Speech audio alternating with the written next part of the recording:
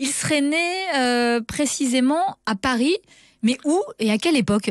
Alors, on est bien d'accord que ça c'est une légende parce qu'elle est vraiment très très grosse, c'est un peu une grosse ficelle quand même. Donc il serait né en 1910 boulevard des Capucines à Paris, donc pas loin de l'Opéra, dans une brasserie appelée Bel Âge, qui était tenue par un monsieur qui s'appelait Michel Lunarca, sur qui on sait absolument rien. J'ai trouvé trace ni de la brasserie ni du monsieur Michel. Ah, ça fait beaucoup. Ah oui, c'est pas fini. Ah bon, allez-y.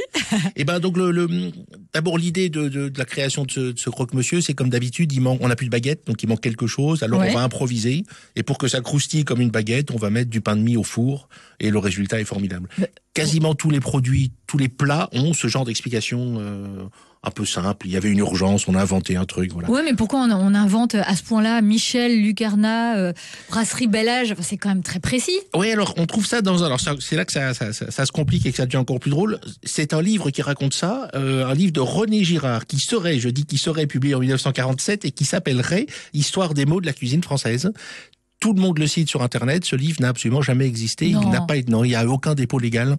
Personne n'a entendu parler de ce livre, ni de ce monsieur René Girard, qui serait historien de la gastronomie qu'on ne connaît pas. C'est bien, Pierre-Brice Lebrun. En fait, vous allez chercher, vous recopiez pas les informations. Non, c'est d'ailleurs très drôle parce qu'on retrouve effectivement quasiment mot à mot sur 50, 60, 200 sites, quoi.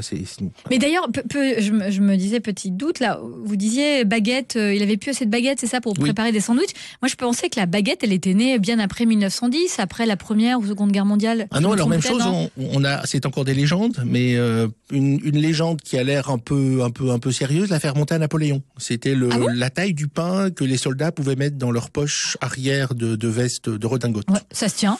Ça se tient. Ça ne fait que se tenir, parce qu'il y a plein d'historiens qui disent oh c'est pas sûr. Donc voilà. Mais non, c'est plus vieux la baguette en tout cas. Ah oui, c'est plus vieux en tout cas.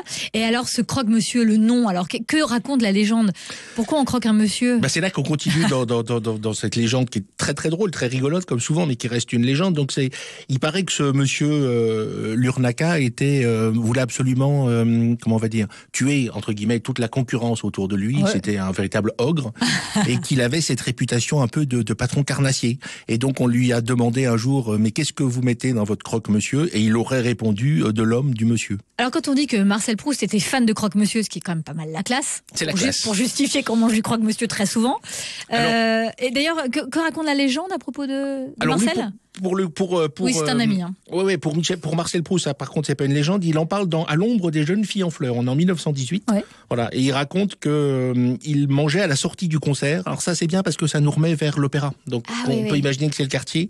Il mangeait des croque-monsieur et des œufs à la crème. D'accord. Donc ça c'est vrai. Ça c'est dans le livre. Ça c'est sûr. Ouais. C'était un fan de croque-monsieur. Minute Papillon sur France Bleu. Sidonie Bonnec.